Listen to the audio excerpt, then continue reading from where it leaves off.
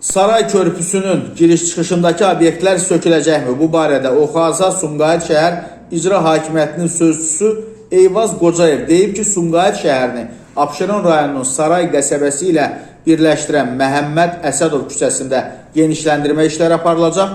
Yolda genişləndirmə işlərinin aparılması nəzərdə tutulur. Piyadaların və nəqliyyatın hərəkətinin rahatlığını təmin etmək məqsədi ilə əvvəlki yol infrastrukturu körpüyə uyğunlaşdırılacaq. Bununla bağlı qərara alınıb ki, yaxın zamanlarda Məhəmməd Əsədov küçəsinin genişləndirilməsi ilə bağlı yeni layihə hazırlansın və icrasına başlanılsın. Məncə bunu ilə bu körpünün gedişatında diləmək olardı. Yeni layihədə ehtiyac qalmazdı və qeyd eləyək ki, martın 18-i Sumqayıt şəhərini Saray qəsəbəsi ilə birləşdirən körpüdə təmir işləri yekunlaşıb və körpü istismara verilib. Amma bu körpünün də quruluşu belediyə vətəndaşlar tərəfindən böyük dırnaq arasında marağa səbəb olmuşdur.